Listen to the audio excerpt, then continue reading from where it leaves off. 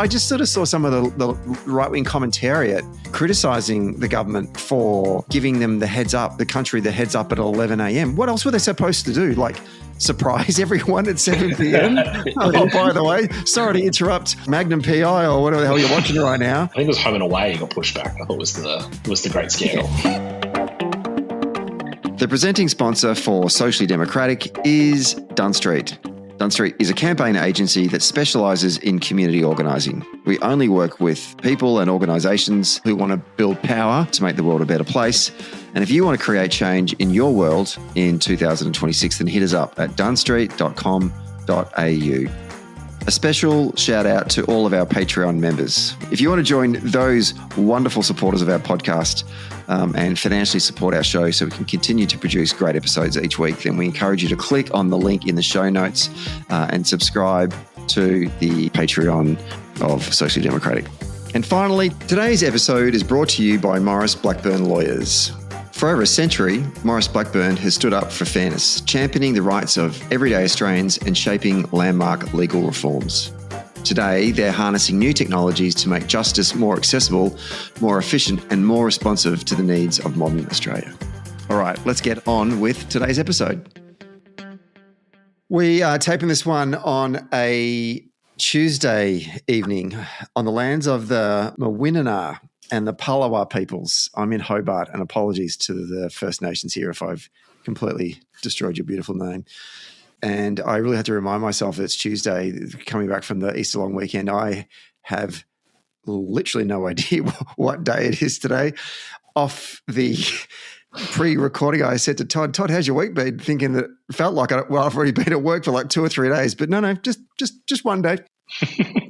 But that's okay because it's our monthly mailbag episode, and I will be able to get recombobulated with my two good monthly guests, Todd Pinkerton, who is the campaign's strategy dude at Unions New South Wales, and just an all-around good guy. Todd, Good to see you again. Thank you, Stephen. One of the days you'll get my job correct, but that's okay. It's fine. Yeah. I'm here for the good times. Yeah, I appreciate it. And she is the R at FMRS Advisory, Lissie Ratcliff. Welcome back to the show as well. Thank you, Stephen. It's going to be a loose episode by the looks of it, and we'll all get through it together. I know.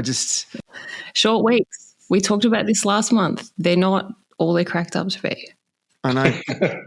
Particularly when you're on your own small business, man. Just, oh, God. I mean, when I was a young bloke working at the union, and I was like, oh, yes, short week, you ripper. But tell you what, when you're on your own shop, it's a different story.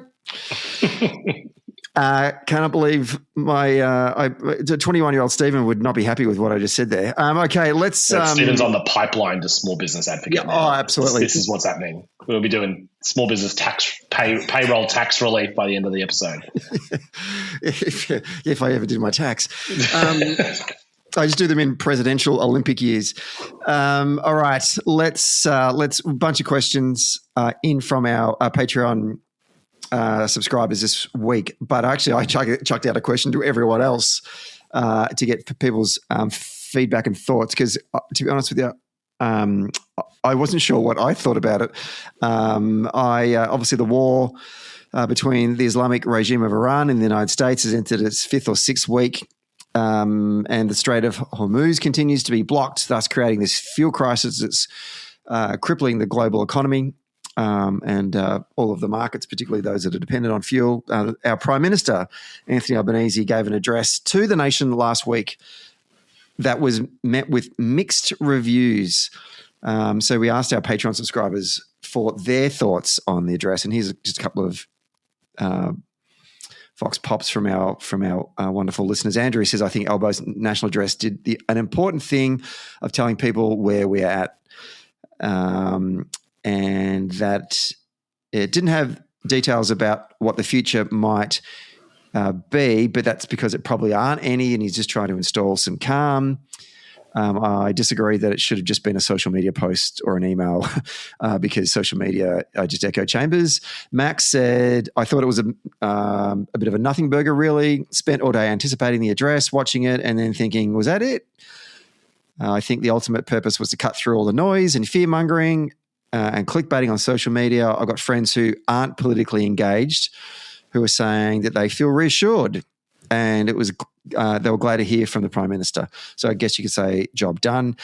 Kaza says it's just nice to see some calm voices. And the next day, when the Prime Minister appeared at the National Press Club, you got all the reasons why the media were questioning it in the first place. Very hard to get to cut through with all of this rage bait media and social media. We need more of it from the Prime Minister. And Mark said, good April Fool's video. It's very funny, Mark.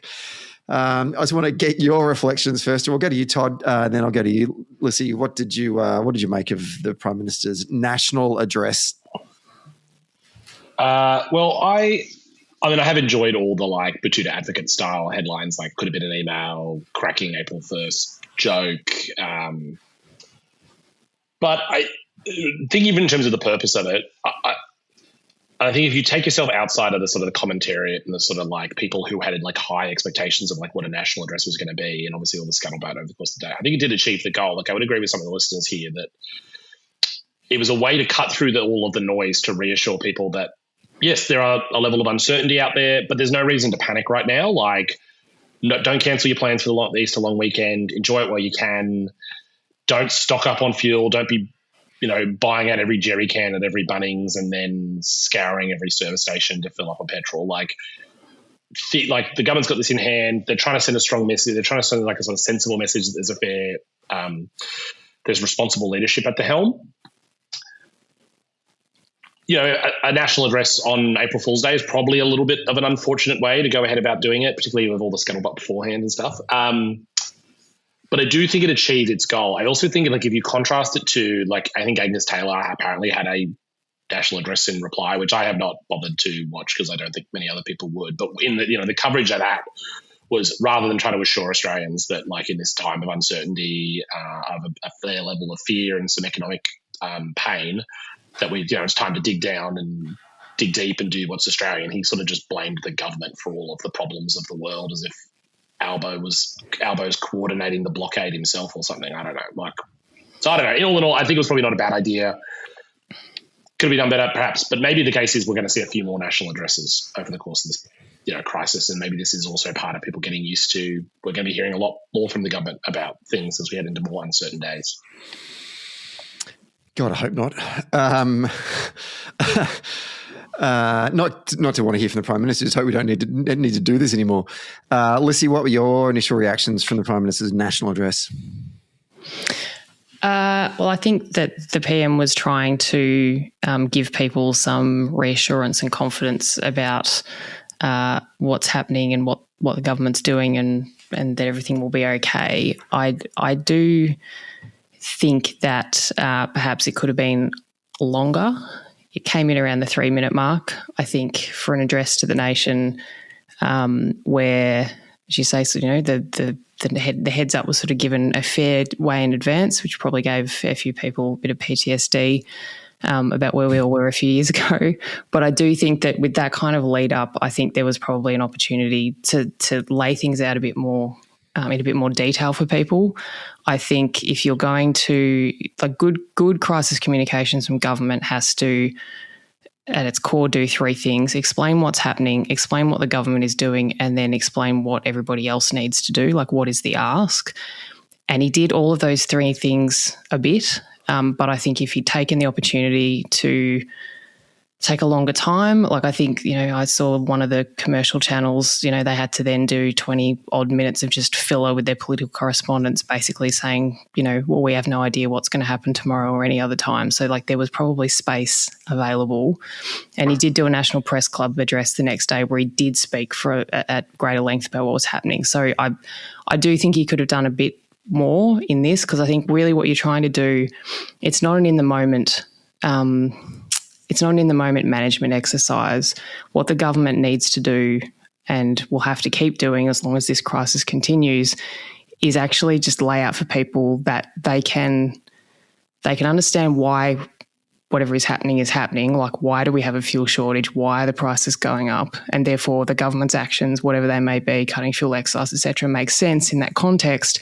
And then whatever we are all as citizens being asked to do also makes sense in that context. And that's when you get that kind of collective action and solidarity that people we did a lot of during COVID.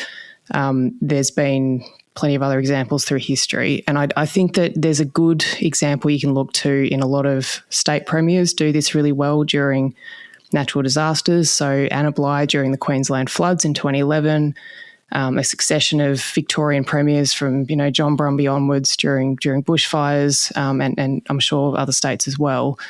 But that really clear, this is what's happening, this is why, this is what we're doing, this is what you need to do, and just reiterating that again and again for people so that they've got a framework for it, because otherwise just things get very chaotic, really, and you really want to try and avoid that. So I think he could have done more with it. He's going to have more opportunities, but I do think that there needs to be a firmer framework put down for people, because I don't think this crisis is going to resolve itself anytime soon.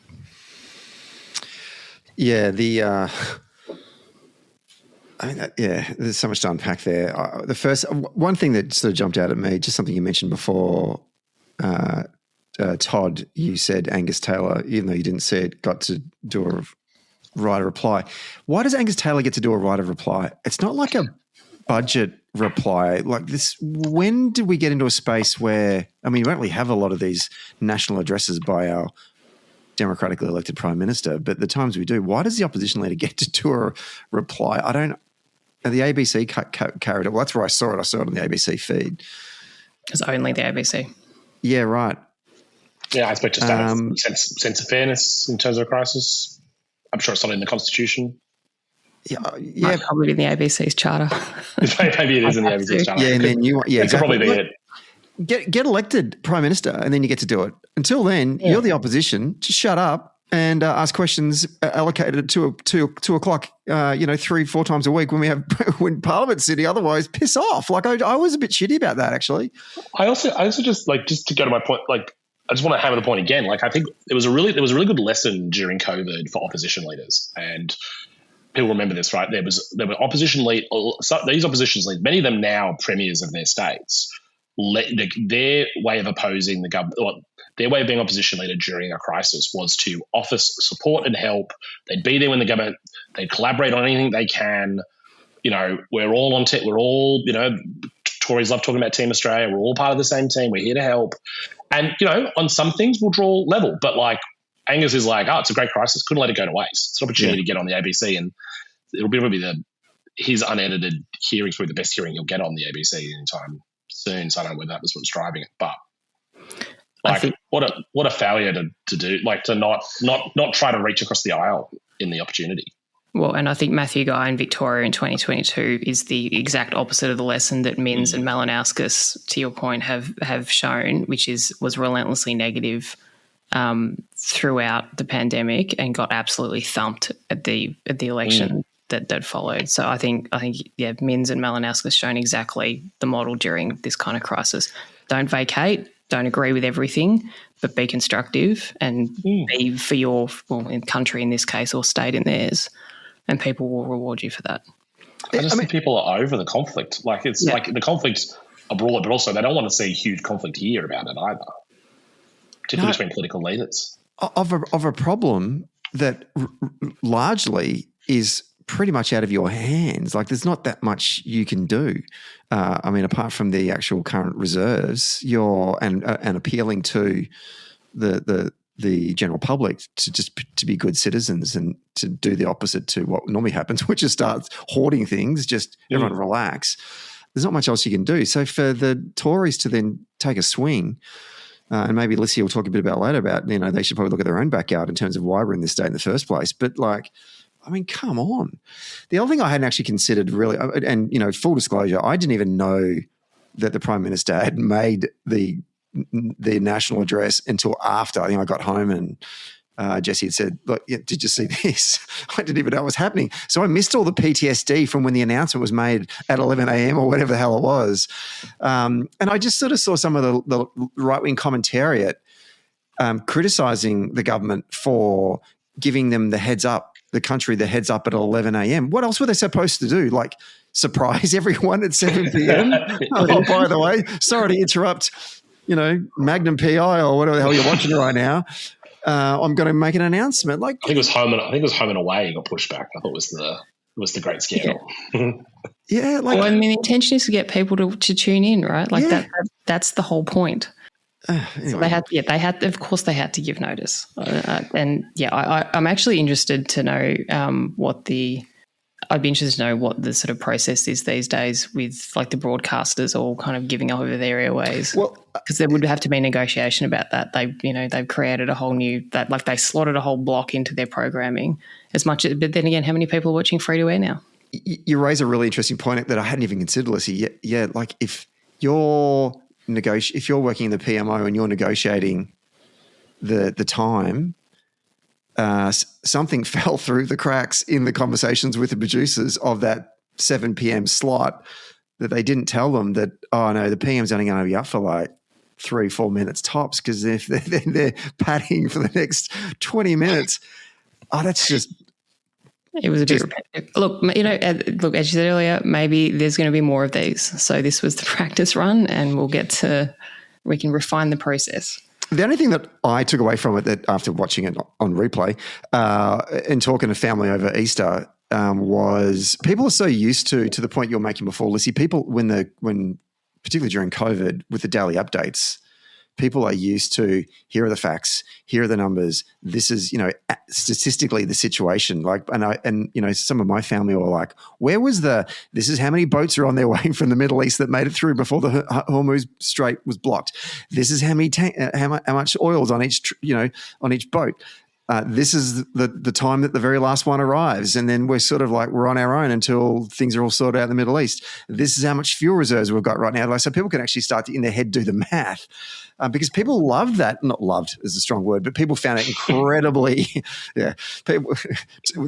time hasn't gone that much. They're now reflecting back on COVID going, I love COVID, the daily updates. But people really valued being brought in on what actually was happening and, how many cases there were, so we could actually work out, well, how the hell are we going to get out of this? I am now individually equipped with the information from our leaders, and I now mentally know what I need to prepare for going forward. And that was my only criticism, I think, of the PM's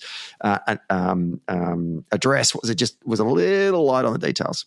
Yeah, well, I think the other thing that information and that transparency gives people is the ability to independently judge if things are getting better or worse. So when the government, says our baseline fuel supplies are, how many days, if that number progressively starts going up, people will be educated enough about the facts in these things to understand, well, that's good. That is a good thing. So I now objectively know that we have more fuel supply than we did 2 weeks ago, or conversely that it is getting worse. And governments often don't want to scare the horses, so to speak, by giving people information that they think, that they'll get worried about. But the reality is if things do get worse, then governments actually need people, the public, to actually come with them and take, various actions. In this case, it would be, fuel rationing of whatever kind or lowering our demand. But people only take those things seriously and undertake them on a mass scale, like it's behaviour change you're trying to drive, if they actually believe that the basis for it is real. And part of the reason everybody did all those things during COVID, or part of the reason people evacuate during bushfires now, is because they're given that information clearly and early, and they understand what it means, and therefore they then take the appropriate action. So I think that's the bit that I think the government could do more of. Like there is a dashboard type website if you want to go and look up how many days supply of diesel and whatnot is in the country. But I do think there's a level of data that could be made available that I actually think would be useful for everybody, because as we go through this over weeks and months, that level of understanding in the community I think is actually going to be really important. And we've all become experts on crude oil and all the different bits that come out of it. I actually didn't know that crude oil produces petrol plus diesel plus kerosene plus asphalt. Yeah, absolutely. And fertilizer and... Yeah, potholes near you. Yeah. Todd, you sort of talked a little bit before about Angus Taylor's response, I'm keen to get your thoughts on the political ramifications for the Albanese government in terms of how can we foresee how potentially One Nation or the Libs or even the Greens to some extent would try and benefit from this crisis in a sneaky, dodgy, undermining kind of way that we expect from them.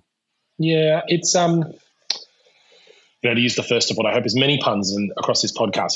There's some fuel it's adding a lot of fuel to the fire of particularly the One Nation. Hey! There we go. There's the first one. I think, One Nation sort of profits most greatly from uncertainty and global uncertainty at the level that we have, both like from an economic and political. The global rules of engagement are changing.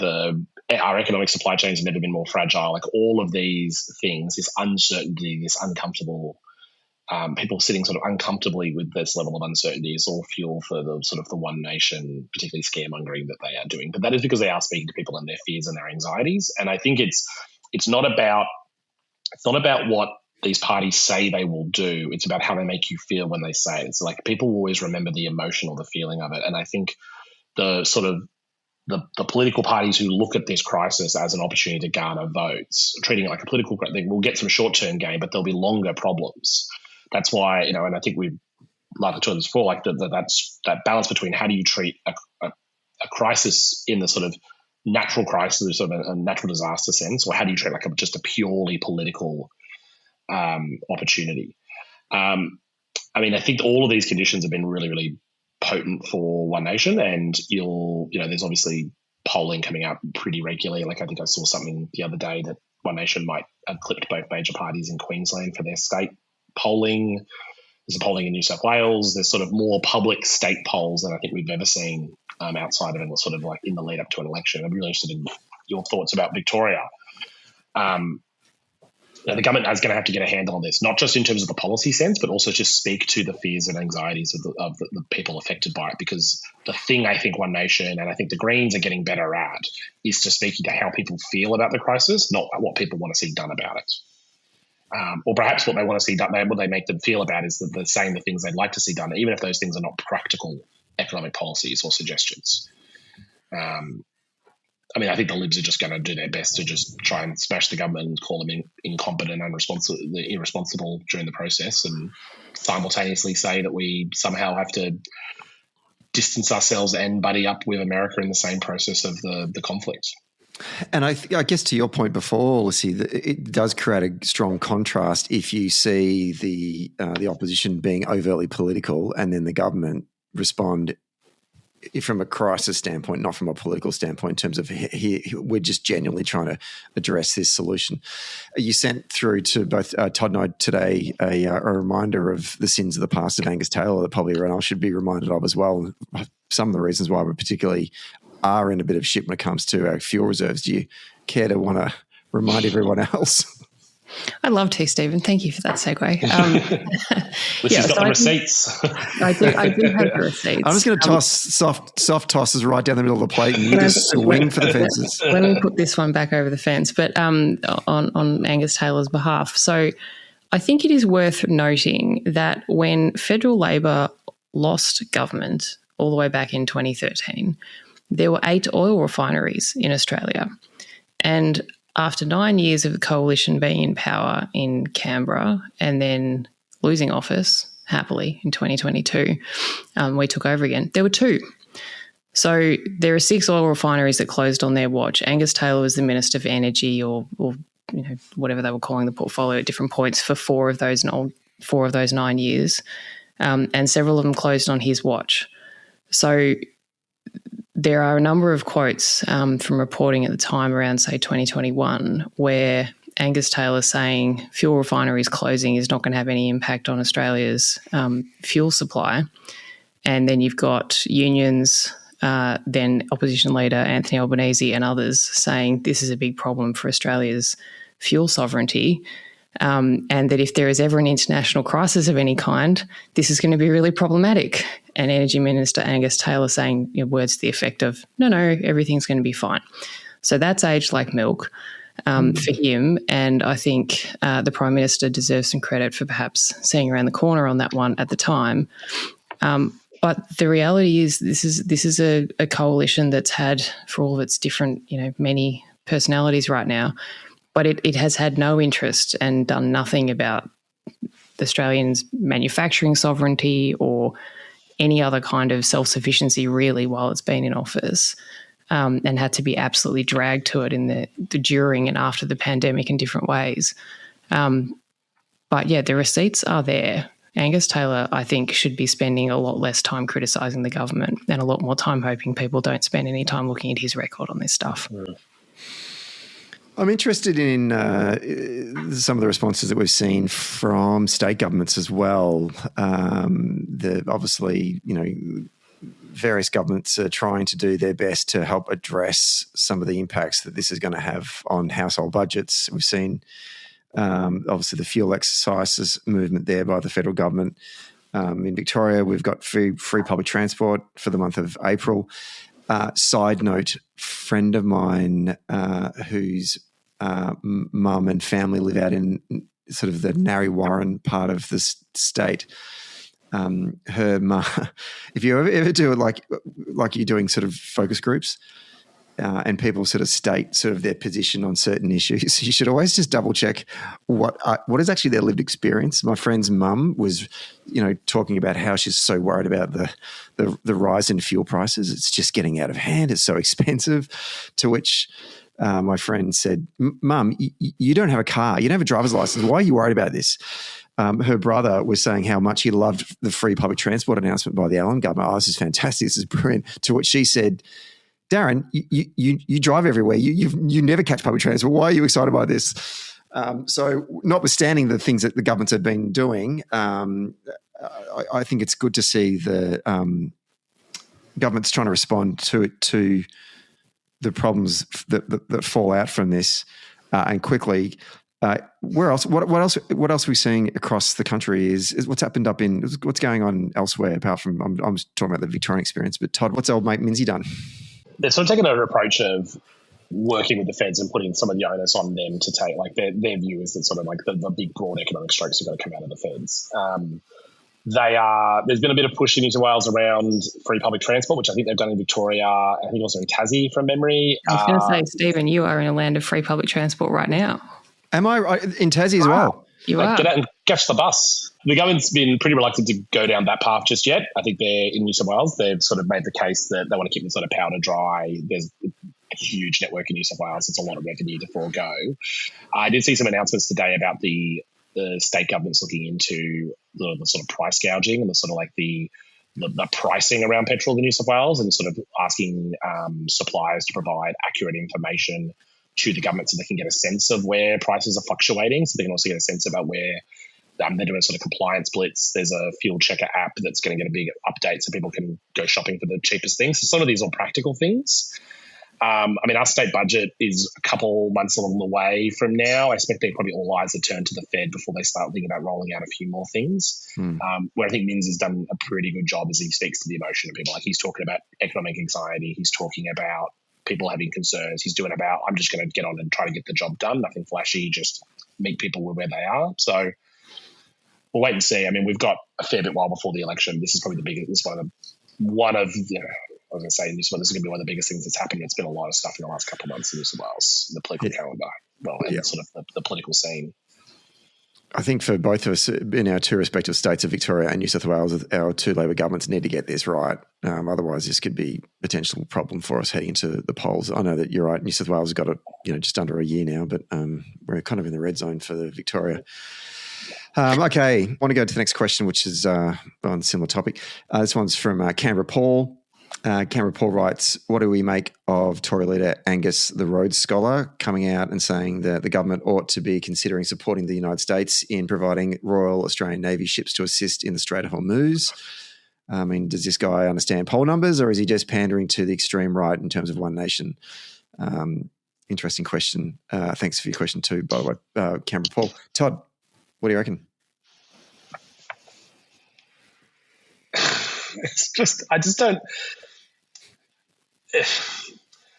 People right now are feeling a lot of pain and anxiety and a lot of fear about fuel, about petrol, about the global uncertainty, sending Australian ships into the Strait to secure petrol, I don't think is going to be seen as the answer. Like, it does not make people where they are. And the idea that some of this is pandering also to like the One Nation voters who, you know, if they're anything like, you know, the people who are expressing some association or interest or support for One Nation, I don't think are keen on jumping into long-term global disputes, conflicts around the world. I think they want governments just get on with the business locally.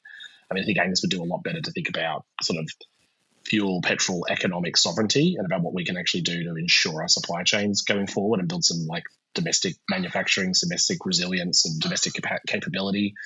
You know, I want to talk later about we got to get on to taxing some of these like super profits that we're seeing on the export of our natural resources. Like that's money that we're just leaving on not even just leaving on the table, we're sending it overseas and we're not reinvesting it back in any of our domestic supply chains or in our domestic workforce. That's where I'd be going. But yeah, like this is just another Angus attempt to get coverage to be seen to be saying stuff. I feel like he kind of got a little bit undermined. I don't know if you guys saw Andrew Hastie on Insiders the other week, who sounded really reasonable and moderately sensible and kind of Isn't it weird that? Yeah. Every time there's a new leader, Andrew puts his reasonable policy economic populist hat back on. Yeah. It was almost a love in between him and David Spears. But I mean, the things that he was saying are counter to what Angus is talking about. Hastie was saying we need to revisit the relationship we have with the United States. We can't be so dependent on them militarily. I'd actually like to know how he's going to do that. But, you know, just saying we need to sort of nurse ourselves off the teat of the United States whilst it's been run by the Donald. And I thought it was a reasonably honest kind of conversation. Meanwhile, his boss is telling him, no, let's send over the Royal Navy to look after these ships coming out. I mean, get on the same page, team. What's going on? Anyway. Well, Hastie may have a more informed view about some of those things given he's actually served in the armed forces. So indeed. Often don't like being deployed on a whim, I think. No. Thanks, Canberra Paul. Great question. Next one is from Jimmy. Jimmy says, they say never let a good crisis go to waste. So are there any reforms that Labor could push through now that would be much more easily than they could in normal times? Lissie, here's your chance to never let a good crisis go to waste. What do you want to push through? Well, so I'm going to go less on I think Todd's got a specific bit on the policy, but I'm going to say is the opportunity there? Yes, it absolutely is for two specific reasons. I think one, there is so much going on right now. Like the media bandwidth is absolutely shot everywhere. Like we're all waking up every morning and, you know, just checking to see, you know, if there's like some new front on the wars opened or some other crazy thing has happened overnight. But like there's just so much news happening right now. The bandwidth that normally exists for News Limited and others to run their normal playbook for how to kill a Labor policy reform, like the space, I reckon, is just not there at the moment. So that sort of normal, you know, MO of, you know, we're just going to do this coordinated media kind of hit campaign for months and months and like just suffocate an otherwise good policy idea. I think that's pretty hard for the media and others to do right now. So I think that environment leaves itself open to more opportunity if the government's willing to step into it. And two, like the world is basically, and we've talked about this before on the show, but that the world order is sort of reorganising itself now. And that's not going to be a quick process and none of us know where it's going to end up. But change is happening everywhere all the time already. And I think governments that stand still are going to get punished sooner rather than later. So I think some of the big barriers and sort of opposition frameworks to reform, I think, are not as strong as they have been in the last decade or so. So that window is open, and I think the demand for change is there across a large part of the electorate, and things are changing anyway. So like run into that space. So I think all the field is open for the government. They've just got to decide what they want to do with that opportunity. Todd, your shopping list. I mean, I couldn't agree with Lissie more. Like, this is such an opportunity. I really hope that the Federal Treasurer, Jim, as he's preparing the budget, is looking at this as an opportunity for more economic reform, not one as things are pretty scary. What people want is nothing. Like, we've talked before on this podcast, like the government laying a lot of groundwork around capital gains tax and negative gearing changes. The windfall tax on gas exports, I think you're never going to get better a political and an economic environment to do that now than ever before. Like, I think, and the chorus of people that are stepping up and starting to call for that now. Like, I just think anything this government can do to demonstrate it's going to realign the tax system in a way that taxes profit we're going to reduce the burden on income as the way that we fund things and start to reorientate it towards profit and try to deal with some of these tax loopholes and some of these sort of really generous conditions that we currently do that only serve to sort of undermine our either housing affordability in the case of capital gains tax or undermine our sort of economic sovereignty in terms of the gas windfall. I just think that it's such an opportunity for the government. I just really hope that all of the sort of ideas that have been floating around the sort of, I think let's use this phrase from ages ago, like the ideas balloon that sometimes pollies chuck up there. Like, I just really hope that they don't look at this crisis and say, oh, we just can't try anything on. Like, now is the time to be doing something. Like, I just think voters will be looking for something. I think there's never been a better time for the government to just delve into a bit of economic populism. We call it populism because it's going to be popular. People are going to want to see it. I think that anyone who's reading the play right now and saying, oh, things are so uncertain, we have to sort of stay still to try and create some certainty. I think that's completely the wrong call right now. I think the only thing that people are certain about right now is that everything is too hard and too expensive.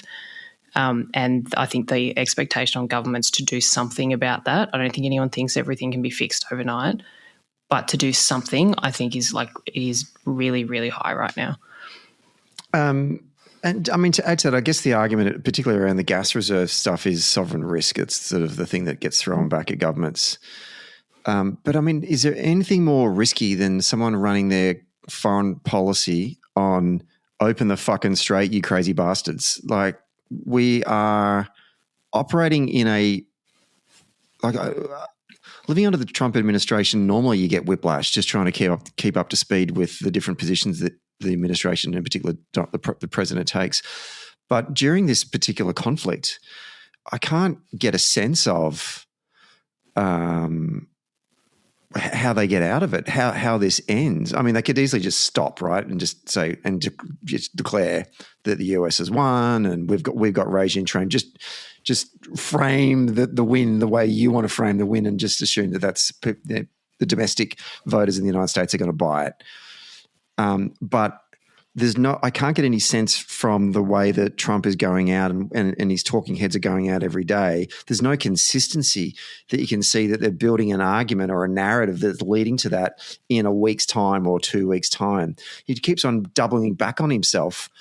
And I'm almost, when I wake up in the morning, I'm reluctant to open the New York Times because I don't want to know what's happened overnight, because it's going to be fundamentally different to what I read the 24 hours earlier. And so while you're living in this crazy fantasy land that we're operating in globally, I just think that this is an opportunity for us to go, well, we just need to take care of ourselves. And I don't mean it like an isolationist kind of thing, but like we need to, there's risks going on everywhere. So I'd push back on this argument about sovereign risk, because there's a greater risk right now, and that is that we are going to completely fuck up the Australian economy if you don't seize this opportunity and seize this moment right now. So Trump did a press conference, I think early our time this morning, I think overnight, where he on the one hand was standing next to a guy in a giant Easter bunny outfit, because it was the Easter press conference, and at the same time was threatening to blow another country off the face of the earth. And just the incongruity of the imagery and the rhetoric together, I think, is making people kind of wonder if they're crazy. Yeah. And the answer is no, we're not crazy. He's crazy. But they're exactly right. Like you can't set our country, or probably any other country can't set their own set of policies based on what he's going to wake up in the morning and decide to do. Like it's insane. You can't do that. So I think there's a being as self-sufficient and self-reliant as we reasonably can, and that's not going to be on everything because, we live in the world, but is a very sensible thing to do. Like, one of the things that happened after COVID is that Australia is now one of the biggest mRNA vaccine manufacturing countries in the Southern Hemisphere. That is a sensible thing that we had no capacity for before the pandemic. And if another thing like that happens, or, any other number of reasons why that's a good thing for us to be able to manufacture our own medicines and vaccines here, we're doing that. But what are the other parts of the economy where we need to be able to actually look after ourselves? Because you can't be relying on crazy people outside of the world. Thanks, Jimmy. Good question. Okay, now we come to our monthly question where Todd has to speak on behalf of the entire Australian trade union movement. Different person asking the question, though, this week. It comes from Mark Hawke. Mark asks, can you lay out what is the full union power of the Labor Party? If Emperor Palpatine was to ask that question, it would make sense. Like, what's the, feel my power. Yeah. Join the Labor Party, and then you'll understand the full power of the union movement. Come with me. I am aware. This is not Palpatine. This is Mark's question. I'm aware that they have about half the delegates at the party conference, and Mark, you would be correct. And I know that unions have some influence over candidate selection, but I'd like to know more. What's the fuller picture?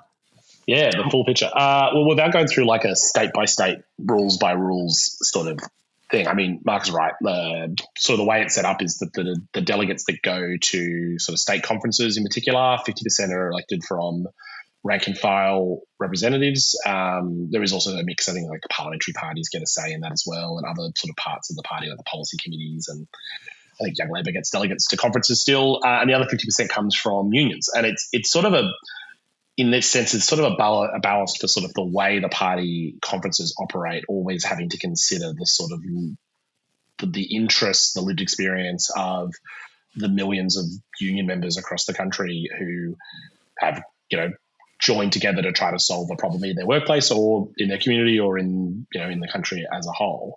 And it also goes to the sort of the history of the union, the history of the Labor Party, which came out of the union movement. And so there's like a little bit of hard power there. There's that representation, the sort of election of delegates, and then there's the soft power, the cultural power, the sort of long-standing relationship between the union movement and the party. And it's, I'm always going to defend that relation because I think it makes us a better party. Like, I think I made the comment before that one of the reasons I think the party's in a really good electoral state at the moment and is reasonably focused on the interests of working people is that you don't hear people going up and down saying the only way to make the Labor Party modern is to just cast itself and its connection from these working people aside.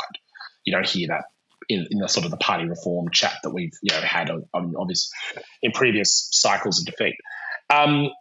Candidate selection stuff, it sort of varies by state, but where I'm from, New South Wales, we have rank and file elections of the local Labor candidates. There is some conditions in which sort of like administrative committees and executive committees can have a say over candidates in certain circumstances. But the value of it, as I said before, is that sort of ballast for the party, but it's also the reason why the party's been so good on so many great policies in the interests of working people. We were talking off air before about like wage theft is such a like totemic thing that like was such a huge campaign and is now sort of the law of the land and like something we're starting to see happen. In New South Wales, we've just had the state government be a big champion for some of the first state laws to regulate the use of AI in workplaces, particularly in the use of surveillance or digital rostering. Like, those are things that are sort of, more American Democrat style party would never go anywhere near, but the stuff that's really in the interest of working people. So yeah, I don't know. That's sort of like, I guess, sort of a play for it, or a sort of an overlay of them, and sort of the influence that unions tend to have in the party. But it's one that I think that the party and the union movement is stronger for. I would also make the point that like not all the unions are affiliated to the Labor Party. Some are. It's a matter for their leadership and their members.